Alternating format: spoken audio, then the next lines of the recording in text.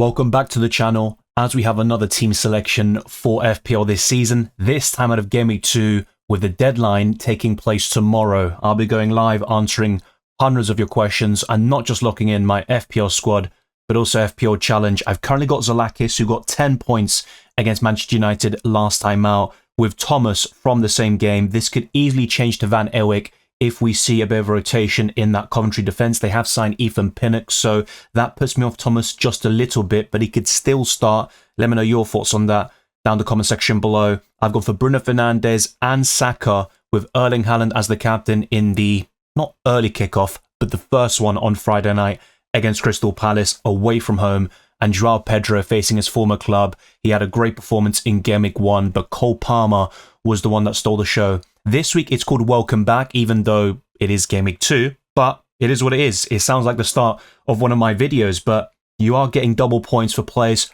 from promoted clubs, and you can pick up to 3 players per club this time round. So I'm tempted to go for another Hull City or Coventry player, but I don't want to have these clashes between attackers and defenders or even the goalkeeper. That's something I try to avoid even in FPL Challenge, but it might be worth it this week, and I didn't do too great in Game Week 1 when it comes to FPL Challenge. I did much better when it comes to Fantasy Premier League. The bench boost was activated. I'll discuss my performance and my transfer plans for the upcoming deadline. Drop a like on this video, subscribe to my channel, and also hit the notification bell so you're always up to date on my content, not just for FPL, but also UCL Fantasy. And by the time you probably watch this, the Champions League draw would have been done, and that's where we'll have much more clarity when it comes to UCL Fantasy, which I'll cover throughout the entirety of the season. Check all the links in the description, and that includes FotMob, which is the most important of them all. After Game Week 1, I'm still using FotMob to analyse the numbers and identify which players have shown FPL potential. The depth of player stats is particularly useful, especially when looking beyond the big names. Defensive contributions per 90 has been one of my favourite metrics for finding hidden gems and differentials throughout the summer.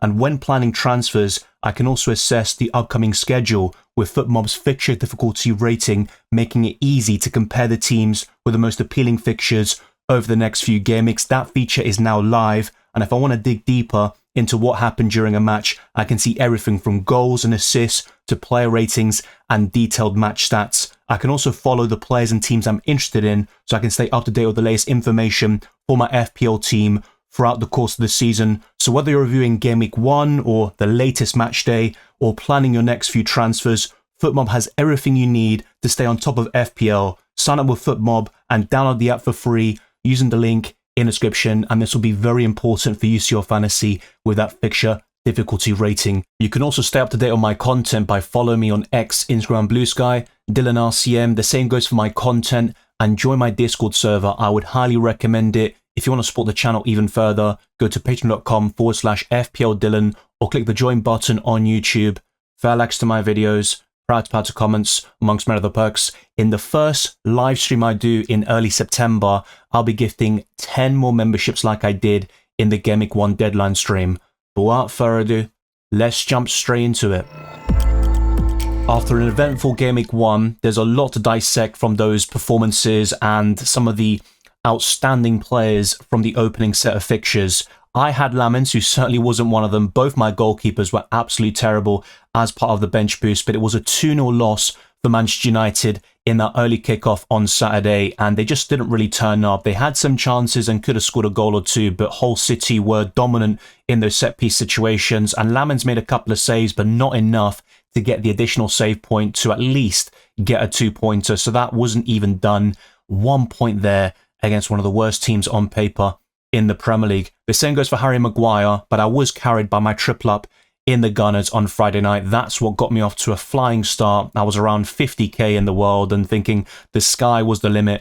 Calafiori and Ben White both provided assists and got a clean sheet in a 3-0 victory over Coventry City. That was a great performance there. The same goes for Zolis, who only got 6 points, and it was a fantasy assist, not a traditional one, but he was involved in so much, including Kai Havertz's opening goal of the season, the first one scored of any Premier League team, and he was the one who won the ball back very high up. Then Calafiori with a very incisive pass, found Kai Havertz, and it was a smooth finish to say the least. But I still have no regrets about not going for Martin Odegaard, who had a scruffy shot somehow go in, and he was awarded man of the match officially. But in terms of the long-term asset I'd rather have, it's still going to be Zolis at 6.5 million, provided that Arsenal don't sign another left winger. They are linked with multiple big attackers than they have been throughout the summer, but the main one right now is Julian Alvarez, who would be the main striker if he were to join Arsenal. But Bruno Fernandes was my captain. He might be the main man, or was last season, but he certainly wasn't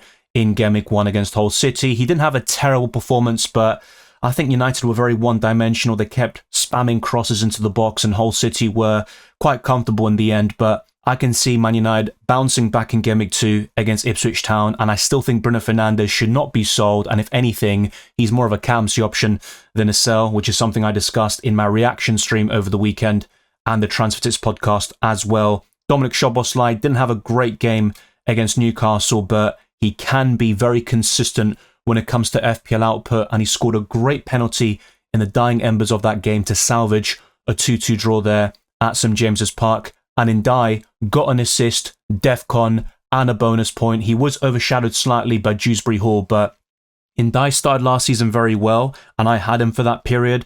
But then when he returned from AFCON, he wasn't getting defensive contributions, nor was he really scoring or assisting enough. But I said this throughout my preseason content. I think Ndai will get more assists this season, and we'll see if that rings true. It's a good start for him in that front, but last season he had pretty decent underlying numbers for creativity, but his teammates weren't finishing their dinner. Everton won 4-0 in the Carabao Cup though, and Thierno Barry scored a hat-trick, continuing his fine run of form. So if he can sort of stick with that and produce those numbers in the Premier League and get 10 to 15 goals, I think Ndai can be involved in quite a few of those. And on top of the penalties he has and the goal threat, I think Ndai could get 10 to 15 goal contributions and be an excellent choice at 6 million. But Bruno Fernandes is still the top dog in the midfield. You've got good value with the other three midfielders on screen. And the same goes for this front three, even though Calvert-Lewin was disappointing. And Leeds United not only beat Nottingham Forest in the Premier League, they did it again in the Carabao Cup, where Calvert-Lewin was subbed on towards the end of the game. And Joao Pedro was impressive with a goal and assist. And he also started last season quite strongly. Then he had a run of games without a return. Then afterwards, under Liam Rosenior, he had a purple patch, which included a hat-trick at Villa Park. But I think he'll be more consistent this season, and he is underpriced at 7.5 million, which makes him a very template pick. Just like Erling Haaland, who technically isn't underpriced, he is 15.5 million, but he blanked for the first time in a Game Week 1 fixture, facing a solid Bournemouth side who hadn't lost in any Premier League match since January, but that run came to an end. They took the lead through Marcus Tavernier, but the two defenders in Gvardiol and Mark Gay were able to overturn that match. But Erling Haaland will be crucial in the upcoming fixtures, including Coventry City at home in Game Week 3. Are you looking to triple captain him there, or perhaps in Game Week 7 against Ipswich Town? On paper, you could say Game Week 16 is even better against Hull City, also at home, but by that stage, you've got a lot of potential rotation and a few issues there with the congested fixture schedule. So I'd rather use the triple captain a little bit early. The same goes for the bench boost, but having said that, it wasn't particularly great. I got a return from Rodon. Thank God he got 6 points, but if I were to nitpick, Verbruggen over Kinski would have given me 4 extra points. Sangari over Gross would have been a 12-point swing, so let's not talk about that one too much. But the main one I was considering, and you would have seen it in my deadline stream, was reverting back to O'Shea as my 4 million defender. That would have given me 2 extra points, but it was the Hull City defenders, especially Egan, who made 21 defensive contributions, which is incredible. Those were the players who ended up hauling massively. Obviously, the two centre-backs, Ajayi and Mendy, both scored against Manchester United. So I'll be honest with you, I never expected Hull City to keep a clean sheet, let alone win against the Red Devils. So I'm not going to regret that decision too much. But O'Shea got the DEFCON points, and that's a 2-point swing between him and Davis. So it was an underwhelming bench boost, but at least I got 1 return. That booster's out of the way, but I've also got a lot of money now in my 15-man squad, which I could look to maybe extract and really focus on my starting 11 over the coming weeks. And my strategy was a bit of a jack of all trades, with Erling Haaland and Bruno Fernandes, the bench boost activated in Game Week 1, and I don't feel the need or obligation to free hit or wildcard so early on. I've got those options in my back pocket if needed, but ideally I'd free hit later in the season and ultimately want to use all your boosters before Game Week 19 because we do have them once again for the second half of the season. But the wildcard, I'm sort of aiming for Game Week 6 around the October international period, and if I'm still happy with my team by then, it could be extended to Game Week 15, and I could talk about all of this in a dedicated chip strategy guide, and there's a lot more content that I've got planned as well, not just the transfer tips, wildcard squads, and team selections every single week. So I got 75 points. It was a promising start, and I was consistently around 100k throughout the course of the weekend, but that fell apart a little bit towards the end. I didn't have many players involved on Sunday, and only Joao Pedro from the Chelsea-Fulham game, but it's still not too shabby. I usually start the season like this at around 200k, let's put it that way, and then I've got a bit of a challenging period up until Game Week 5 or 6, and then I claw things up a little bit with my wild card, but I want to break that pattern this season because I want to finish in the top 100k like I consistently did a couple of years ago. So that's my aim at the moment. But before I talk about my transfer plans, which are quite limited to be honest, let's talk about the prices. Lamens is 5 million and no one in my squad has gone up, but at least none of them have gone down as well. Maguire costs 5 million and I'm very happy to keep him against Ipswich Town. The likes of Calafiori and White are 5.5, but if any of them were to go up, it would be Calafiori, who is such a template pick. He's actually in the top 5 highest owned players in the game, like Bruno Fernandes, who is 12 million this season. Zolis is 6.5, which could be underpriced, and Szoboszlai is a Swiss Army knife. He costs 7 million, and he's very consistent from an FPL perspective. Indai is 6 million, just like Calvert-Lewin, and Joao Pedro really should have been priced even higher.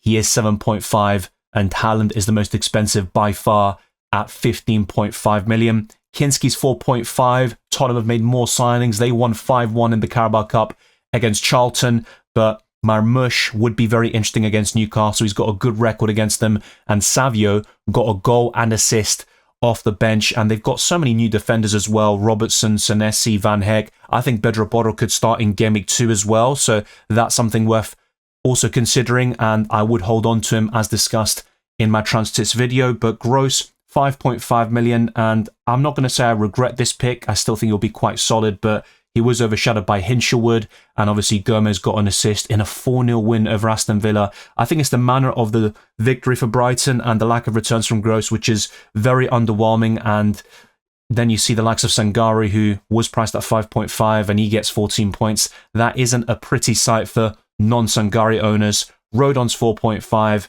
and then Davis at 4 million, who's got more attacking threat, especially from open play, but nowhere near enough DEFCON compared to O'Shea, Egan, and other defenders from newly promoted clubs. So let's discuss a potential transfer at 4 million. Leif Davis to Van Ewijk. This could be Bobby Thomas, but there is the sort of risk of Pinnock starting from the get-go against Hull City, and Coventry had that 3-0 loss against Arsenal, but we can't judge them too much because they probably had the toughest fixture they could have had in Game Week 1 away from home. It was a bit of a free hit, and Ipswich Town won 2-1 against Sunderland at home. One of the only games I predicted absolutely spot on there with my scoreline predictions. But Hull City as well, they faced Manchester United. That was probably the biggest shock for me of the weekend, and I think there are going to be some doubts now for those bench boosting in Game Week 2. You might have 2 or 3 Coventry City defenders or even Rushworth in goal, and I was never a big fan of that strategy, but it could still work, and Coventry are the slight favourites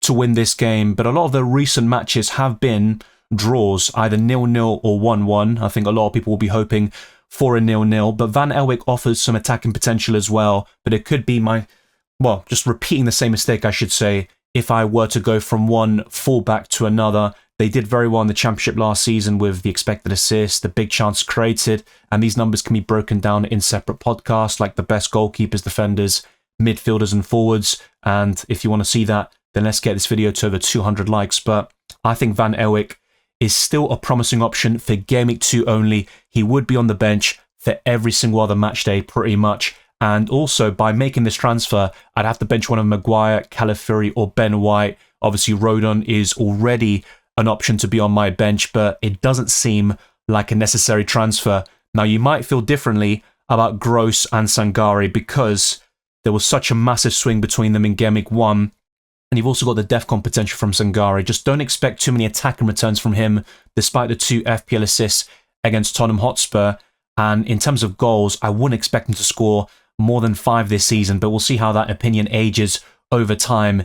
He has gone up in price to 5.6 million, and we haven't seen too many price changes just yet. De Kuiper was another one, of course. I wouldn't buy him for Gameweek 2 against Chelsea away. I'd rather do that in Gameweek 3, which was something else I talked about in recent videos. But Gross is still worth holding on to, and he is facing Chelsea away this week, but then it's Leeds at home and some better fixtures for Brighton in the long term. That includes Coventry City as well. So ultimately, I can't make this transfer without making a downgrade elsewhere. That could be something like Rodon to a Coventry or Hull City defender, but then I'd have 2 4 million defenders in my setup, which is something I actively try to avoid. So for the time being, Gross to Sangare will have to wait. This was a move I discussed and also was planning from the beginning of the week, but ultimately with the inevitable price rise for Sangare, I'm just not really going to make 2 transfers to force him in. So with all of this in mind, this will be my team selection for Gameweek 2, and the plan is to roll with Lamins in goal, facing Ipswich Town at home and doubling up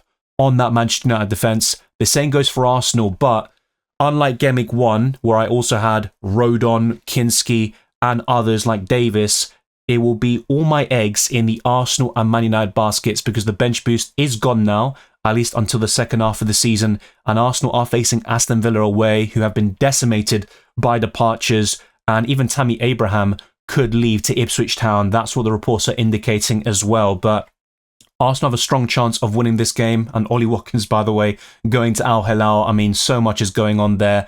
Who knows what is really materializing behind the scenes, but Arsenal are in a strong position right now, and they are linked with yet another big move. They made some shrewd signings in the transfer market, like Bruno Guimaraes, who unfortunately could be out for a couple of weeks. Ezri Konsa could make his debut at Villa Park, which would be quite a weird sight, to be fair. He'd be the ideal Arsenal defender at 4.5 million, and over time I could see myself downgrading one of White or Calafiori to Ezri Konsa, but only once we see him start over Mosquera, because for the time being, I think Mosquera could start in Gameweek 2. That's something that I've sort of changed my opinion on over the last week or so, but this defensive line looks promising for Gameweek 2, despite Arsenal not having the best of fixtures on paper. And a triple up in both Man United and Arsenal are in my starting 11, with Bruno Fernandes, who is still a captaincy contender. Let's not completely change our minds based on one game.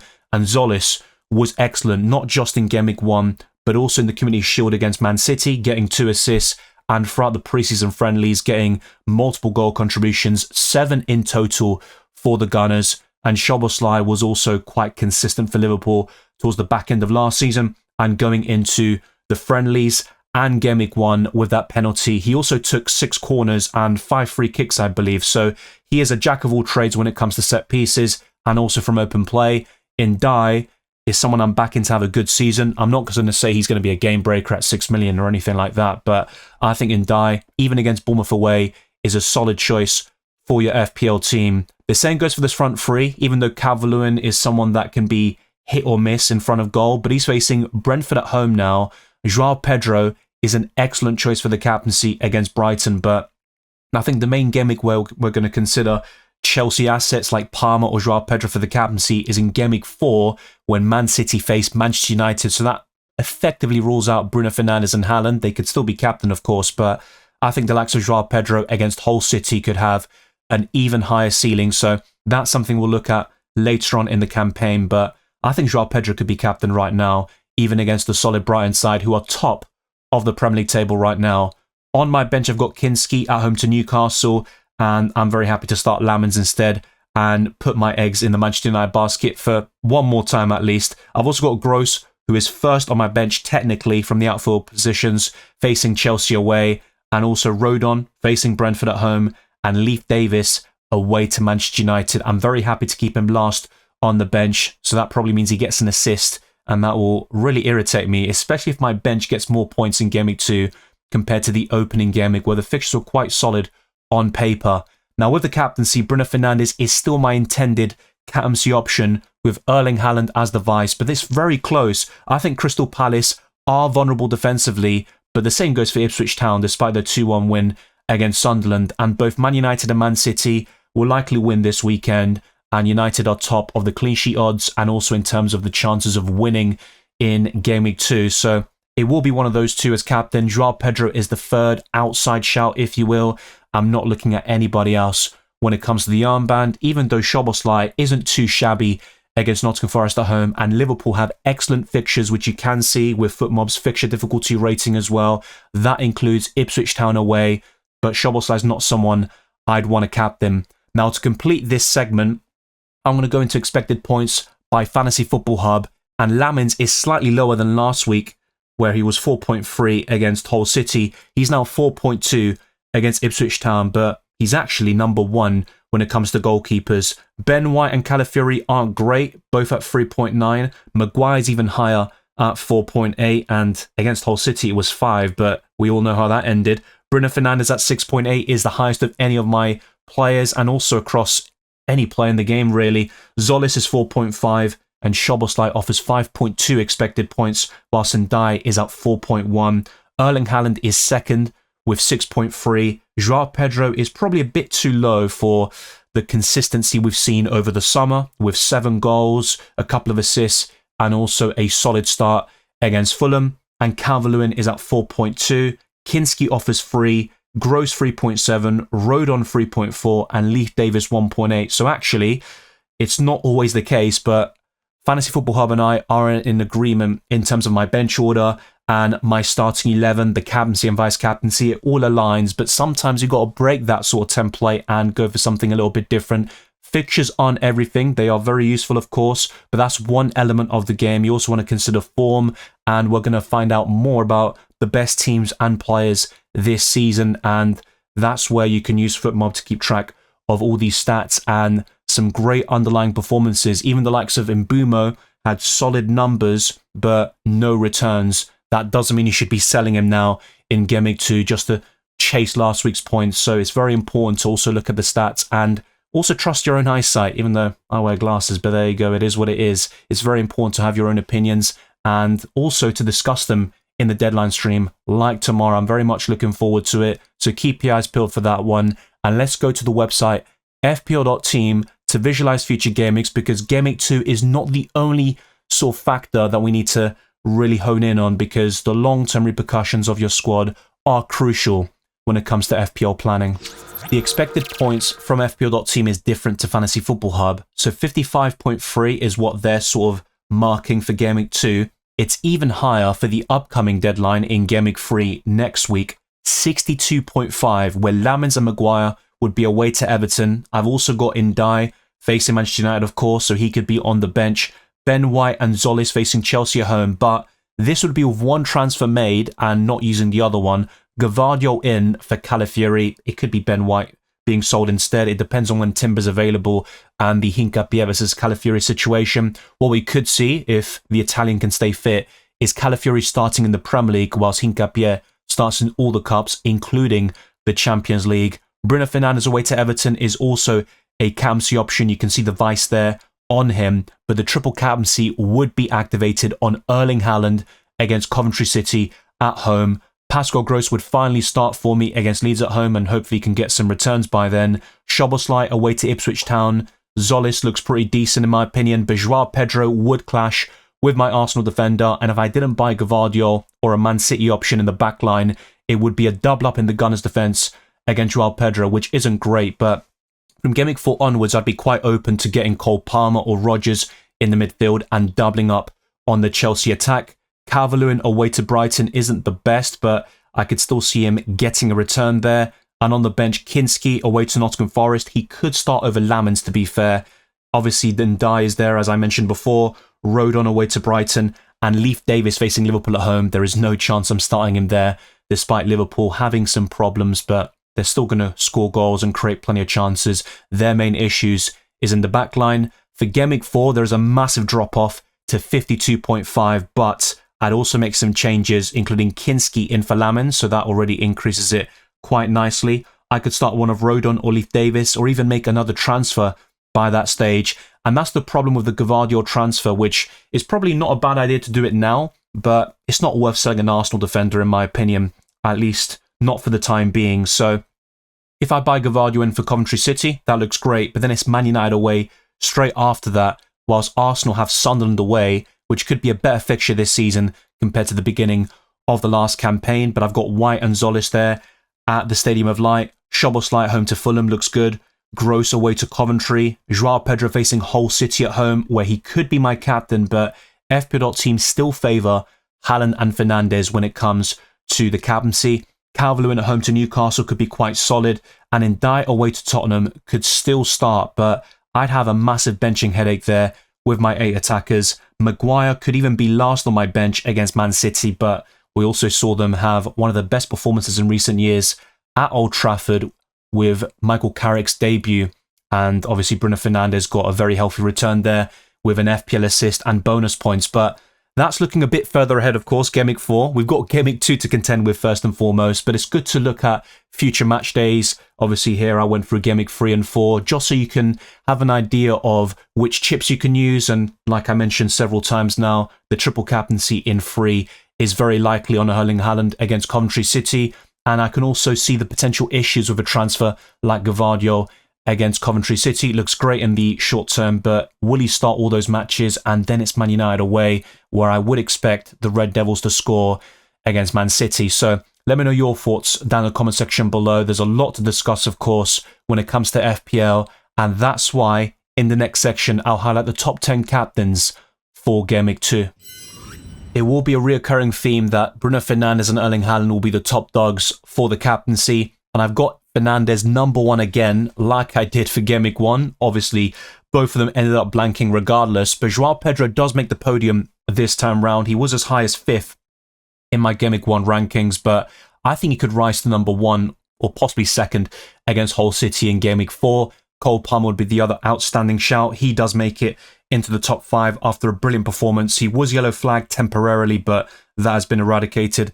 I've got Mbeumo in 4th, and you could certainly swap him and Palmer, but I've got Saka in 6th, with Aston Villa looking like a better fixture now than it probably did last season or the year before, but we can't underestimate Unai Emery and his determination to beat Arsenal. That's certainly something you can't really forget about. Antoine Semenyo is 7th. He didn't have a great game against Bournemouth, his former club, but I think Crystal Palace will have deficiencies defensively, and if Erling Haaland doesn't make the difference, I think someone like Antoine Semenyo could this time round, even though Cherki was the standout FPL performer, at least from those sort of popular picks when he came off the bench and got 2 fantasy assists. I've got Gabriel in 8th against Aston Villa away. Szoboszlai and Rodgers complete the top 10, but I've got 3 Chelsea players, despite the fact they face a solid team in Brighton who beat Chelsea last season at Stamford Bridge, but that's a very tough game to call. It's really just the quality of these FPL assets, and that's why João Pedro and Palmer rank so highly in these rankings. But I'm still quite bullish on Fernandes as the go-to captain for Game Week 2. I would not be selling him. If you're wildcarding right now, and I also talked about this in the Best Wildcard Squad video, I probably wouldn't go for Fernandes right now, but we have so limited information when it comes to this season, 1 Game Week's worth of data, and things can evolve very quickly. So I think the Game Week 3 wildcard would be better, but ideally you'd save that for a little bit later in the season, like Game Week 6, but everyone's situation will be different, and you might be in a situation or scenario where you need to make wholesale changes, and in that case, I can understand that, but if possible, try to roll, not chase last week's points, and don't force yourself into an early wildcard. Thank you very much for watching this video and listening to this podcast. If you enjoyed it or found it insightful, then like this video, subscribe to my channel, and also hit the notification bell so you're always up to date on my content. That includes live streams, my FPL UCL fantasy videos, which I'll cover for the rest of the season. And throughout the summer, I also went through the World Cup. Last year was the Club World Cup, the last 2 Euros tournaments, and the World Cup in Qatar. All of them ticked off, and now we have another season of FPL to look forward to. The aim is to get this to the 200 likes on YouTube as we close in on 40,000 subscribers on the platform. Follow me on X, Instagram, Blue Sky, Dylan RCM for updates on my content. The same goes for the fantasy games I cover, and also become a patron or channel member. So patreon.com/FPL Dylan, or click the join button on YouTube. For links to my videos, proud to comments, amongst many other perks, but the most important links are Discord, where there's a great community to be a part of, and FotMob, so you can stay up to date with every single player and team, not just for the Premier League, but also the Champions League, with 36 teams involved. And after that draw, that fixture difficulty rating will be so useful when you use it as a companion app to UCL Fantasy. I'll see you tomorrow for the Gameweek 2 deadline stream, and keep your eyes peeled for more content over the next couple of weeks.